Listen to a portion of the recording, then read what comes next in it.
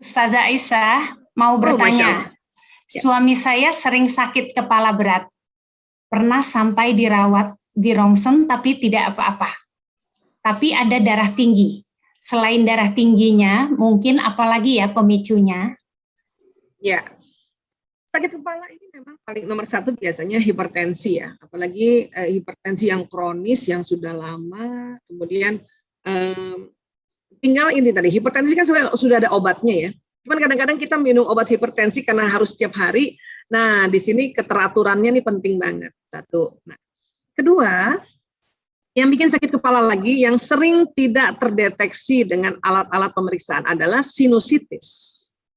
Ya, baik sinusitis yang di sini, di zigomatikum, atau yang di dalam. Ya. Apa sih sinusitis? Sinusitis itu, ya namanya kalau yang ada itis-itis itu artinya ada peradangan. Ya, nah sinus itu adalah ya di tulang tengkorak kita ini ada lubang-lubang yang disebut sinus. Di sini ada lubang, di tengah juga, di tengah otak itu ada lubang. Ya. Nah, itu disebutnya sinus. Lubang itu sesungguhnya Allah ciptakan salah satunya fungsinya adalah memperkuat suara kita. Jadi kayak sound system. Nah, sinusitis sering terjadi peradangan. Ya, entah karena dia kemasukan cairan karena kita ingusan kah, ya. Nah, masuk ke situ dia. Ya. Nah, kemudian atau juga karena kuman, bakteri dan sebagainya. Beberapa sinusitis itu tak terdeteksi dengan alat untuk memeriksa sinus itu sendiri, apalagi yang di dalam ada namanya sinusitis etmoidalis. Itu bisa sakit kepala itu kalau lagi meradang. Kayak kepalanya ditarik-tarik gitu. Ya. Nah, kalau yang sinusitis pas kita sujud sakit banget kepala itu berarti di sini. Biasanya yang di sphenoidalis namanya ya, atau yang di zygomatikus di sini. Nah, tentu ini perlu juga dikonfirmasi ke dokter THT pada saat sakit kepalanya muncul. Jadi nanti kalau sakit kepalanya muncul, tensi ternyata nggak apa-apa, ya tadi sudah pemeriksaan kepala alhamdulillah, tidak ada tumor, tidak ada CA. Nah, kemungkinan paling sering adalah di sinusitis. Ya, nah itu konfirmasinya ke dokter spesialis THT. Ya, telinga, hidung, tenggorokan. Ya, seperti itu kurang lebih ya.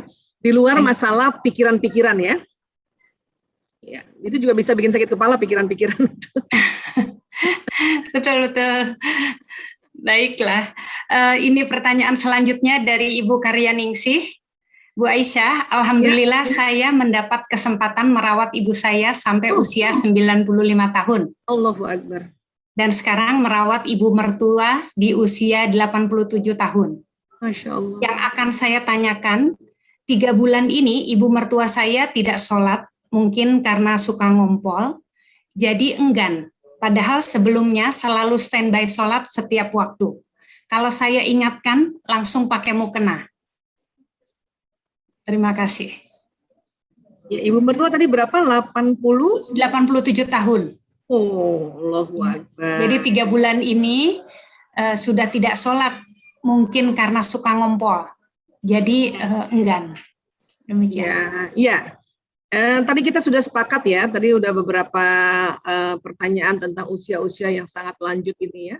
Mereka sudah kembali siklusnya seperti anak kecil kembali, maka ya.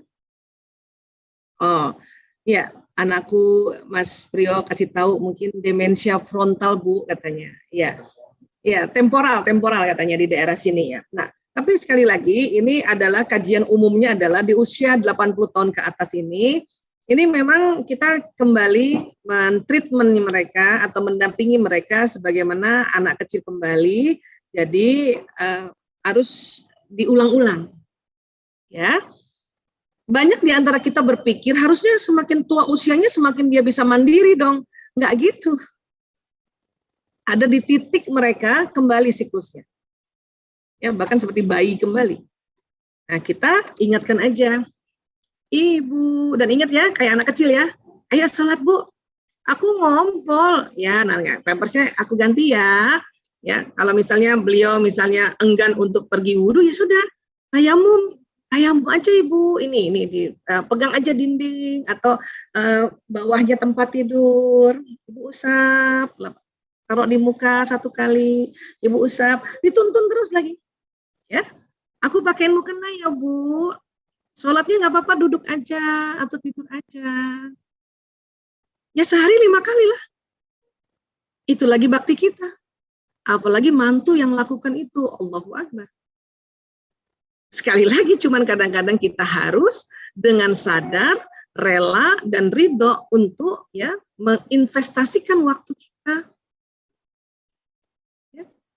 Ini yang masalahnya yang kadang-kadang anak kita yang masih merasa muda ini atau masih merasa mandiri ini pada saat mengurus orang tua terbentur di aduh lama nih, aduh nanti gitu. Ya, tapi saya yakin insya Allah ya Ibu karena ada pengalaman menemani ibunda 95 tahun, tentu ini yang berikutnya adalah ibu mertua dengan usia 87 tahun, ini tentu lebih ya sudah teruji kesabarannya nih mendampingi orang tua, Masya Allah. Hanya ya itu tadi saya hanya sharing saja, mengingatkan aja karena kita saling mengingatkan ya ditemenin aja, diingetin aja terus nggak apa-apa. Kita nggak tahu umur beliau, tapi itu yang jadi detik-detik kemukjizatan seorang anak mantu apalagi. Wah, saya nggak bisa ngomong deh. Udah susah kata-kata saya untuk mengatakan betapa mulianya seorang anak, apalagi anak mantu mengurus ibu mertuanya. Merinding. Ya, semangat. Bismillah bisa. Ya. Terima kasih, Dr. Aisyah. Pertanyaan dari Ibu Suwarmi Ani. Ya. Suwarmi Ani, Ibu Aisyah, usia saya 46 tahun. Oh ya, Masya Allah. 7 bulan lalu suami wafat. Oh,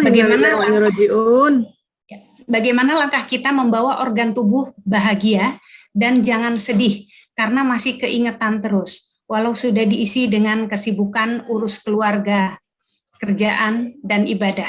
Namun suka tiba-tiba badan mudah tidak mood karena ingat. Ya. Nggak bisa nggak sedih, Bu. Apalagi suami yang meninggal. Apalagi baru 7 bulan. Nggak apa-apa sedih. Nggak apa-apa nginget kok. Bahkan waktu kita nginget, itu diminta kita langsung kirimkan Al-Fatihah. Kita langsung duduk sebentar, ya Allah saya ingat suamiku ya Allah.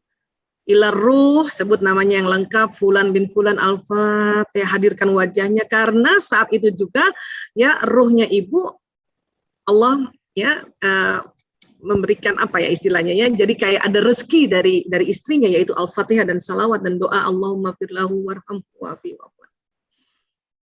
Jadi itu jangan dihilangin sedihnya, gitu. Tetap harus sedih nggak apa-apa, jangan dihilangin selalu ingatnya. Karena itulah yang membuat kita dengan rajin mengirimkan doa. Karena kalau tidak sedih, tidak keingatan, nanti nggak ngirimin doa. Sementara ruh di alam barzah itu senantiasa meminta doa. Gitu. Ya, jadi kalau saya ditanya gimana caranya, saya nggak mau ngajarin. Kenapa? Memang harus sedih. Ya. Ya, setelah sudah doa, tenang kembali, ya barulah kita melaksanakan kegiatan-kegiatan rutinitas kita. Lagi masak, ingat. Langsung, ya Allah, sambil masak aja nggak apa-apa. Ila ruh, Fulan bin Fulan Al-Fatihah. Keluar lagi air mata kita, nggak apa-apa. Karena saat itu juga doa kita sampai. Kenapa? Karena sinyal kita ini membawa doa menembus alam barzah tadi. Ya, jadi sekali lagi Bu, berbahagialah masih sedih, berbahagialah masih ingat. Oke?